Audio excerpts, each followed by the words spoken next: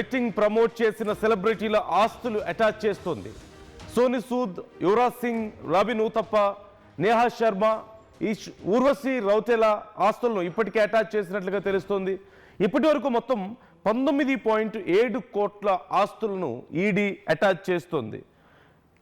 చాలామంది సెలబ్రిటీలే కాకుండా యూట్యూబర్స్ కూడా ఈ బెట్టింగ్ యాప్స్ను పెద్ద ఎత్తున ప్రమోట్ చేసి లక్షలు కోట్లు సంపాదించిన వాళ్ళు కూడా ఉన్నారంటే ఆశ్చర్యపోవాల్సిన అవసరం లేదు.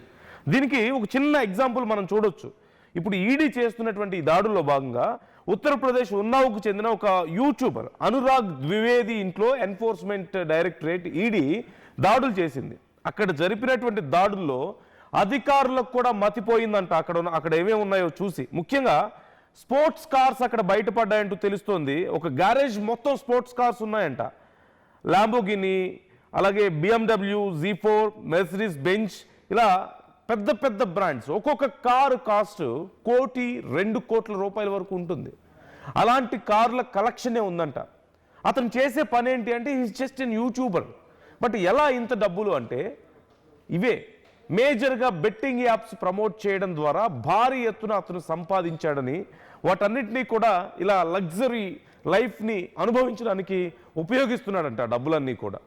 సో ఇలా కేవలం సెలబ్రిటీలే కాదు, ఒక్కొక్క సెలబ్రిటీకి ఏదైనా ఒక యాప్, బెట్టింగ్ యాప్ని ప్రమోట్ చేస్తే వచ్చే డబ్బు సుమారుగా చిన్న చిన్న సెలబ్రిటీలే ఆల్మోస్ట్ 50 lakhs to 1 crore తీసుకుంటుంటే, ఇక పెద్ద సెలబ్రిటీస్ అయితే 3 కోట్లు 5 కోట్ల వరకు కూడా ఛార్జ్ చేసిన వాళ్ళు ఉన్నారట. మన క్రికెటర్స్ ముఖ్యంగా యువరాజ్ సింగ్ లాంటి వాళ్ళు ఒక 30 seconds యాడ్లో కనిపించాలంటే కోట్లు ఛార్జ్ చేసేటువంటి పరిస్థితి ఉంటుంది. That to just for a small term. అది మహా అయితే ఒక 6 నెలల్లో సంవత్సరంన్నర ఉపయోగించుకోవాల్సి ఉంటుంది. మళ్ళీ తర్వాత అగ్రిమెంట్ మళ్ళీ తిరిగి రాసుకోవాల్సిన అవసరం ఉంటుంది.